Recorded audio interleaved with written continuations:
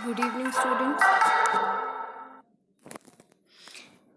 In the last session, we discussed about the types of asexual reproduction in plants. Is there any other way of reproduction in plants? Let us discuss about that way. That is the sexual reproduction in flowering plants. Now, what are the flowering plants? Flowering plants means the angiosperms. In the angiosperms, you can see the flowers, and the flowers are the reproductive parts of the plant. They are the reproductive parts because they have the male and the female sex organ. The male sex organ, that is the stamen, and the female sex organ, that is the pistil. Now let us discuss the structure of a flower. The flower has 4 parts or 4 whorls. The different components of the flower or the different whorls of the flower can be divided into 2 parts, that is the essential parts and the non-essential parts. Now what are these? Essential parts are those parts of the flower which are directly involved in reproduction. That means the stamen and the pistil. They are the essential parts because they are directly involved in reproduction. And there is no reproduction possible without these parts. Now, what are the other parts of the flower? The other remaining parts are considered as the non-essential parts. That is the sepals and the petals. They are the non-essential parts because they are not directly involved in reproduction. They have some other functions, but they're not directly involved in reproduction. Now let us discuss the sexual parts of the flower. Stamen, the male part. What are the structures in this stamen? Each stamen has 2 parts, a swollen part known as anther and a filament which is the stalk of the anther. डंडी को हम filament कहेंगे और ऊपर swollen part को anther कहेंगे. If the anther is cut into a transverse section, you will see the pollen grains filled inside a mature anther. The pollen grains, they contain the male gamete, and these male gametes are to be transferred to the female part. Now what is this female part? The female part of the flower is known as a pistil. The pistil has different parts. There are 3 main parts: a stigma, a style, and a ovary. What are the functions of these parts? Well, the stigma is a landing platform for pollen grains. The pollen grains land on the stigma, and this process of transfer of pollen grains from the anther to the stigma is known as pollination. The next part, that is the style, it connects the stigma to the ovary, and it is also a pathway for the transfer of male gametes. Now the third, the basal portion, which is a swollen portion of the pistil, that swollen portion is known as ovary. Inside the ovary there are ovules. There may be 1 or many ovules. Each ovule has an egg which after fertilization changes into a zygote and then into a embryo. And we'll discuss about the process of fertilization in some other session. Now we will discuss more about the structure of the flower. As we have already discussed, the flower has 4 whorls. The lowermost whorl of the flower is known as the calyx. So this is the lowermost whorl. It is known as a calyx, and each individual member of calyx is known as a sepal. So these are the small leaf-like structures present at the base of a flower. The whorl is known as calyx and the members are known as sepals. Now these colorful parts which you can see, these are known as the petals, and the whole whorl consisting of the petals is known as corolla. The third whorl, this whole part consisting of the stamen, this whorl is a male part of the flower and it is known as the androecium. So the androecium has many stamen and each stamen has an anther and a filament. Now the fourth whorl of the flower, this is a bisexual flower, so you can see all the whorls, that is the male and the female, both whorls are present. So this whorl is a female part of the flower which is known as a gynoecium or the pistil. The pistil is made up of carpels. Each carpel has stigma, style and ovary. The ovary has ovules. The ovules are connected to the ovary by structures known as placenta. And this basal portion, it is known as receptacle or thalamus, and this stalk of the flower is known as a pedicel. Now,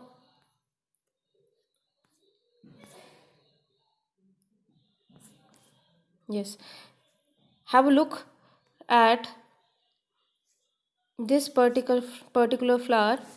This is a flower of the Liliaceae family. You will see that there is no clear distinct boundary between the sepal and the petal. That means the sepal and petal are united into a single whorl, and that single whorl is known as perianth. And sepal and petal together are known as tepals. So this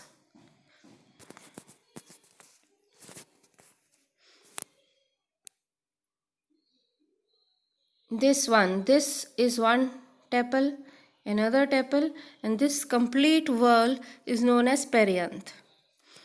Now the next one, I've told you that pistil is made up of carpel, and if there is only one carpel, that flower, it is known as monocarpellary flower or monocarpellary condition. For example, this one, there is a single stigma, single style and a single ovary. That means this flower, it has monocarpellary condition. In the second one, you can see many carpels, so this is a polycarpellary condition. The next one, you can see there are 5 stigma, a single style and a single ovary. That means the 5 stigma, they are united together and they are opening into a single ovary. So this is a polycarpellary condition because there are many stigma but they are fused together, so this is syncarpous condition. The second one, this is also syncarpous because there are many stigma but there is a single ovary. All of them are opening into one ovary, so this is also syncarpous condition. The third one, this is also polycarpellary. There are many carpels but each carpel has its own stigma, style and ovary. They are not opening into a single ovary, so this is apocarpous condition. So you can see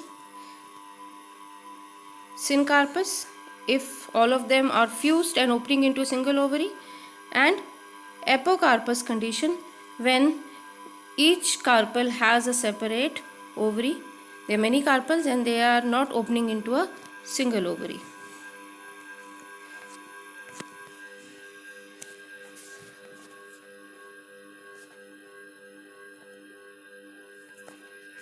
Now, so this is the structure of the male part of the flower, which is the stamen. The whole wall is known as androecium, and each member is a stamen having an anther and a filament. So now if you look at the transverse section of an anther, that means if an anther is cut like this transversely, you'll get a section like this, and inside it you can see that the anther has some chambers. These chambers, they are filled with pollen grains. मतलब कि एक mature anther अंदर से खोखला या होलो होता है और उसके अंदर पोलन ग्रेन्स भरे होते हैं.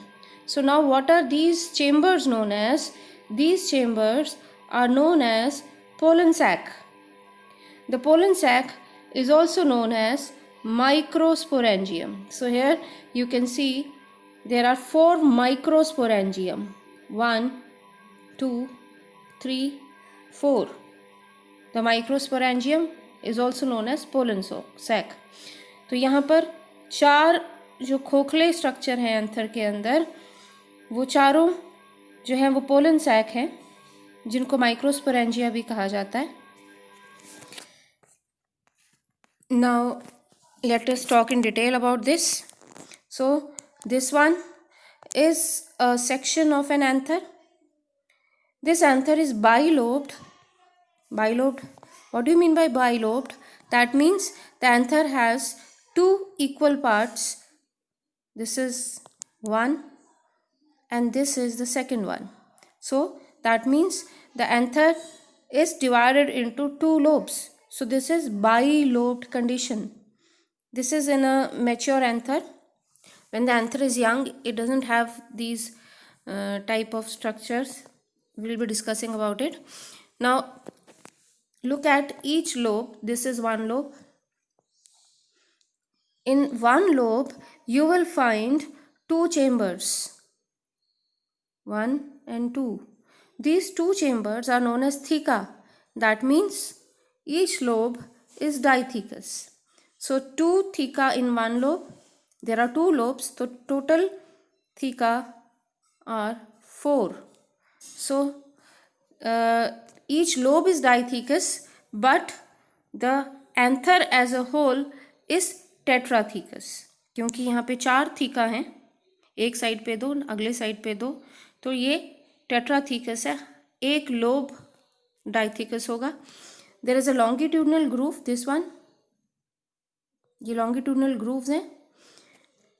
And whenever the anther matures, these grooves they are the places from where the pollen grains are released. So these are also known as line of dehiscence.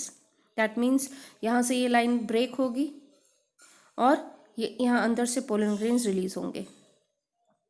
The anther is 4-sided, tetragonal, and these 4 chambers which you can see, I have already told you, they are known as pollen sac. Anther के अंदर pollen sac होते हैं, pollen sac के अंदर pollen grain मिलेंगे.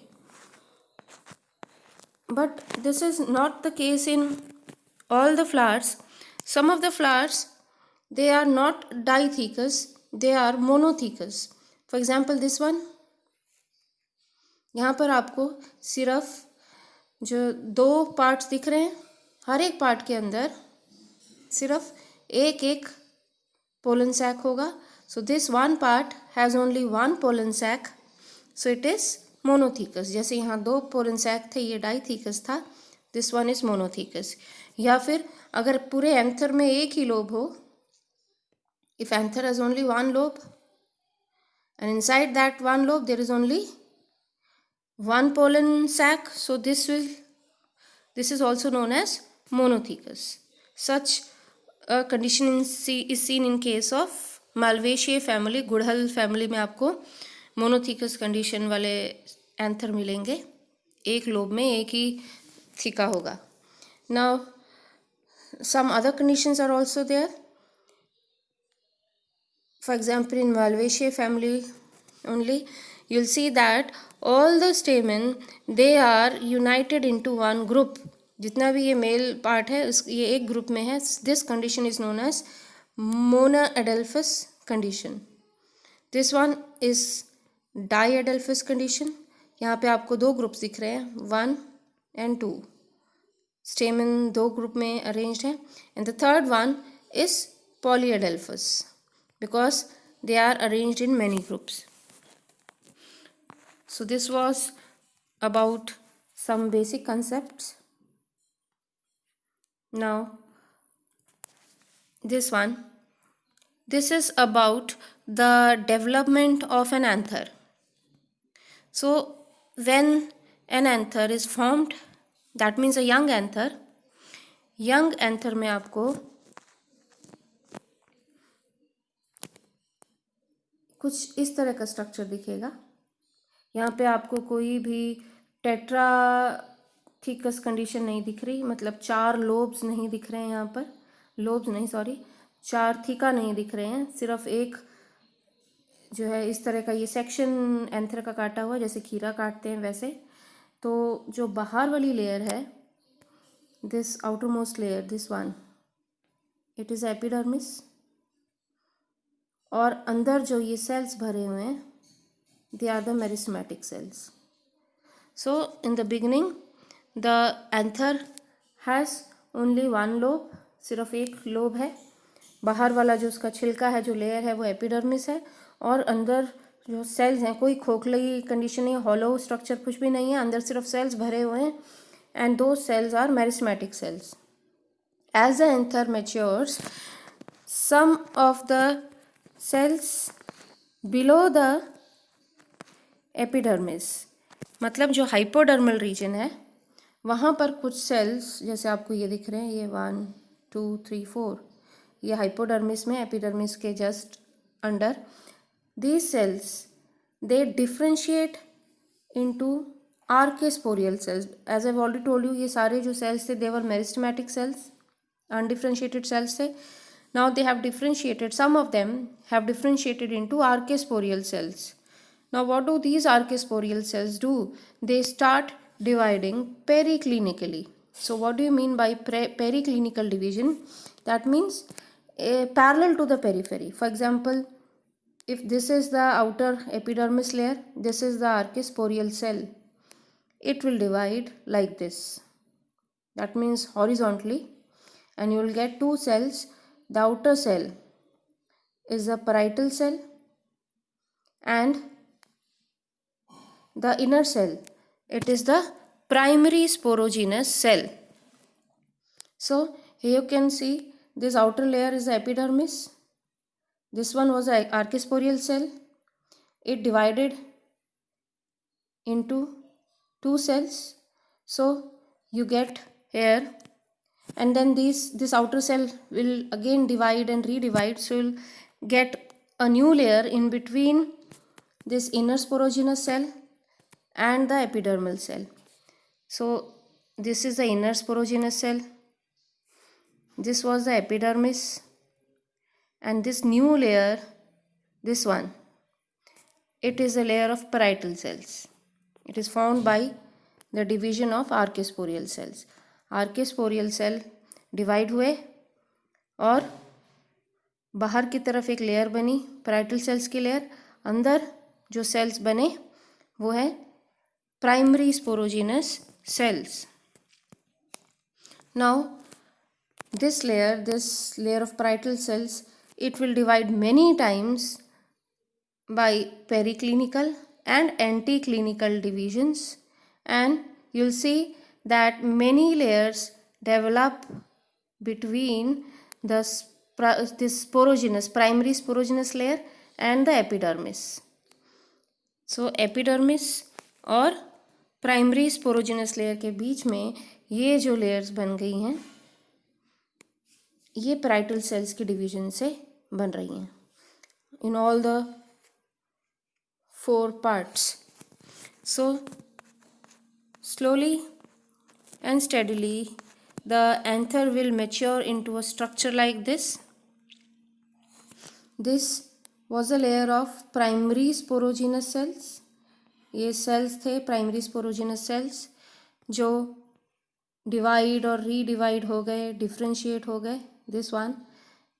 And you get the cells which are known as sporogenous cells, मतलब कि primary जो स्पोरोजेनस सेल्स थे वो डिवाइड रीडिवाइड होके स्पोरोजेनस सेल्स में कन्वर्ट हो गए. So this one, these all are the sporogenous cells. अभी ये सब आपस में कनेक्टेड है, सभी कनेक्टेड हैं आपस में. And each of this structure which I have marked in red, Each of this structure is a microsporangium. ये 4 microsporangium हैं, इनके अंदर स्पोरोजिनस सेल हैं. And what are the sporogenous cells lined with? बाहर जो ये लाइनिंग है जो कि पैराइटल सेल के डिवीजन से बनी थी ये. So have a close look at this layer. These were the sporogenous cells. They are covered by 4 layers. Outer one epidermis, ये तो पहले से मौजूद थी. बाकी जो लेयर्स पैराइटल सेल के डिवीजन से बनी हैं, in order they are below the epidermis endothecium, this one. Then there are some middle layers, and this innermost layer which is directly touching the sporogenous cells is tapetum. So epidermis, endothecium, the middle layers, and the tapetum. So tapetum surrounds the sporogenous cells, and these cells, they are tightly bound to each other in the beginning, and they are connected to each other by plasmodesmata connections. For example, this is one sporogenous cell, this is another sporogenous cell. They are connected to each other by plasmodesmata. But then a layer of callus develops in all of them, and they are separated from each other. So all these cells which are present here, they are the sporogenous cell. This whole structure is a microsporangium. So in one anther, you will find 4 microsporangia. 1, 2, 3, 4. Each microsporangium is covered by 4 layers: epidermis, endothecium, middle layers, and tapetum. And these sporogenous cells, they are the cells which will give rise to pollen grains. So we'll be discussing about the development of pollen grains in the next class. So this was all about today. Thank you, beta.